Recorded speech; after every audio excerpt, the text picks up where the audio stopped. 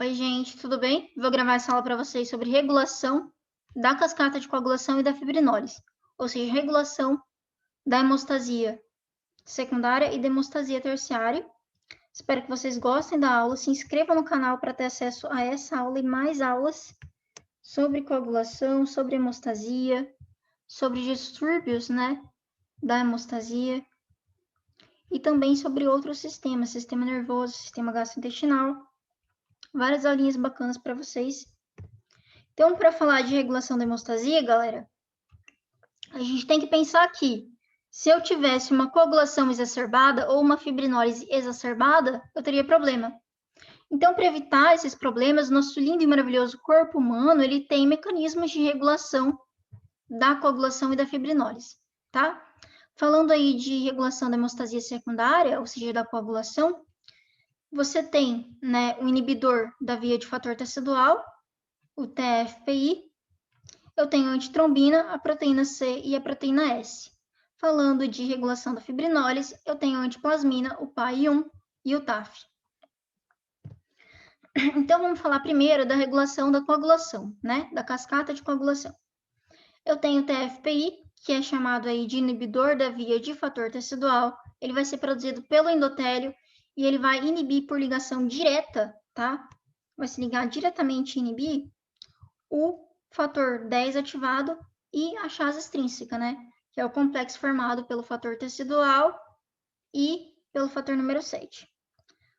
Então, ele inibe diretamente o fator 10 ativado, e quando ele faz a inibição da chase extrínseca, ele vai inibir a ativação do fator 10 e a ativação do fator 9, porque é isso que a chase extrínseca faz, ela ativa o fator 10 e ela ativa o fator 9. Então, se eu tenho inibição da chase extrínseca, eu tenho inibição de todo esse processo. Aqui na figurinha para vocês, mostrando na fase de iniciação o TFPI inibindo, a chase extrínseca e a atividade da chase extrínseca, na ativação do fator 9 e do fator 10, e inibindo também o fator 10 ativado. A gente tem que ver, que o TFPI ele é o principal inibidor, principal regulador da fase de iniciação da cascata de coagulação, tá?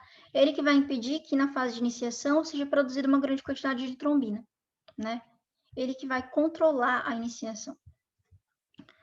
Aí a gente tem, galera, a antitrombina, que ela vai ser produzida no fígado e além de inibir a trombina, como o próprio nome diz, ela vai inibir também os fatores de coagulação 9, 10 e 11. Então, ela inibe trombina, fator 9, 10 e 11, e ela também vai acelerar a dissociação do fator tecidual com o fator 7, ou seja, ela vai acelerar a dissociação dos dois componentes da chase extrínseca e vai impedir a reassociação. Então, aqui para vocês, a antitrombina ela tem um papel muito importante nas fases de amplificação e propagação da coagulação, tá? Justamente por inibir todos esses fatores aqui. E aqui tá para vocês as regiões em que você vai ter atividade dessa antitrombina, Ela inibe, aqui mostrando ela inibindo a ativação do fator 10, aqui mostrando ela inibindo a atividade da chase extrínseca, No caso, a associação dos componentes da chase extrínseca.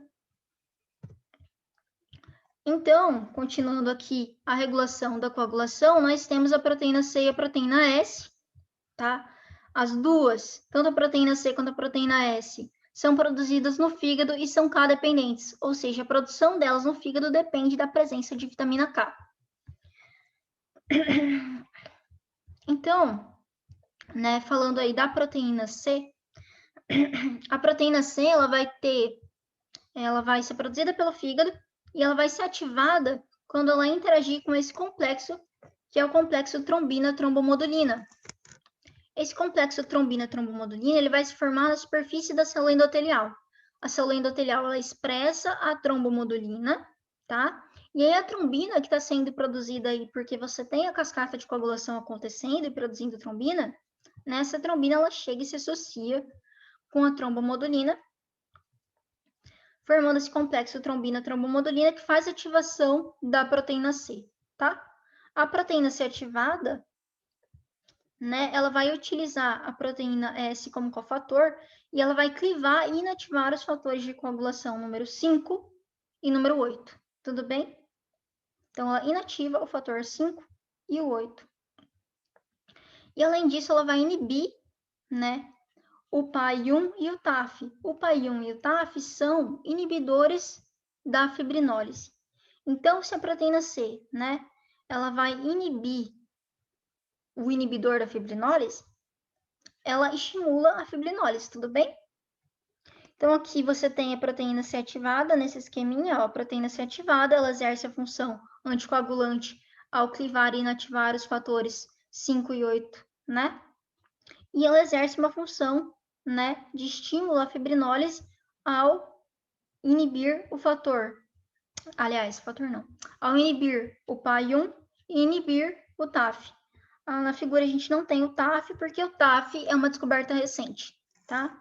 Descobriram depois da pessoa que fez essa figura aqui, fazer a figura.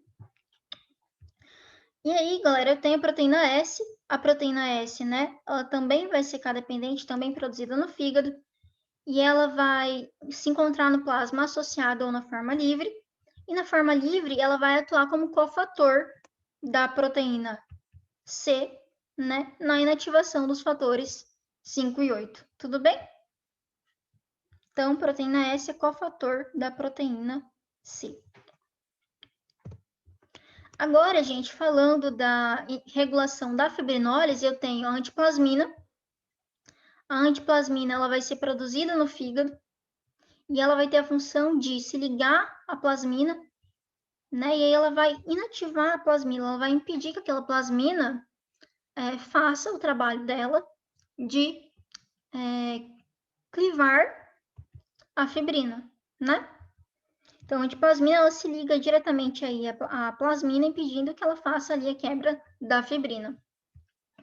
Eu tenho também o PAI, que é o inibidor do ativador de plasminogênio. A função dele, né, é simplesmente inativar o ativador de plasminogênio. A gente tem o ativador de plasminogênio tecidual, né, que faz aquela conversão de plasminogênio em plasmina. E aí o PAI vai simplesmente inativar esse ativador de plasminogênio tecidual, tudo bem? E ele vai ser um regulador da fibrinólise que é produzido pelo próprio endotélio na ocasião de injúria endotelial. E eu tenho também, gente, o TAF, que é um inibidor fibrinolítico ativado por trombina, né? Ele vai ser produzido no fígado e ele vai se ativar quando ele se liga ao complexo trombina-trombomodulina, aquele mesmo que faz a ativação da proteína C. Então, quando o TAF é ativado, né, ele vai ter a função de modificar a fibrina, e essa fibrina modificada ela se torna incapaz de ser utilizada como cofator na reação de transformação do plasminogênio em plasmina. Tudo bem? Então, aqui nessa figurinha, para recapitular isso aqui, vamos pensar na fibrinólise normal, sem regulação, beleza? Então, fibrinólise, né, acontecendo normalmente. Eu tenho lá meu plasminogênio, que vai se aderir ao coágulo em formação. Eu tenho o ativador de plasminogênio tecidual, que também vai chegar lá, e utilizando a fibrina do coágulo em formação como cofator, ele vai converter o plasminogênio em plasmina, tudo bem? A plasmina, ela vai fazer a quebra da fibrina, formando os produtos de degradação do fibrinogênio e da fibrina, tudo bem? Aí, vamos falar agora da regulação, né? Eu tenho aqui o PAI, que é o inibidor do ativador de plasminogênio, ele vai inibir o ativador de plasminogênio, ó. A gente tem a antiplasmina, que vai se ligar, né, àquela plasmina que foi formada, impedindo ela de agir na quebra da fibrina. E a gente tem o TAF, que vai alterar aquela fibrina, impedindo-a de retroalimentar a fibrinólise, tá? Para finalizar, só uma reflexão, né, sobre a trombina. A gente sabe que a trombina ela vai estimular a coagulação, e ela vai, né, ter um papel importante aí, né, no estímulo da coagulação. Mas, né, se você tem uma produção muito grande de trombina, né, isso se inverte, porque essa trombina, ela se associa ali, essa trombina, ela se associa à trombomodulina. E esse complexo trombina-trombomodulina, a gente viu que ele ativa a proteína C, que vai fazer a clivagem, né, e inativação do fator 5 e 8. E esse complexo trombina-trombomodulina também vai ativar o TAF, né, que é o inibidor da fibrinólise ativado por trombina. E o TAF, né, vai alterar a fibrina, impedindo aí a retroalimentação da fibrinólise. Então, até certo ponto, o aumento de trombina, né, no sangue, ele vai favorecer uma coagulação exacerbada. Mas a partir de determinado momento, ele também vai estimular a fibrinólise e a inibição da coagulação, tá? Então, a aula é isso. Espero que vocês tenham gostado. Se inscrevam no canal para ter acesso a outras aulas como essa. Divulguem para seus amigos, né? Para eles também ficarem craques aí em coagulação. E é isso, gente. Abraço, até a próxima.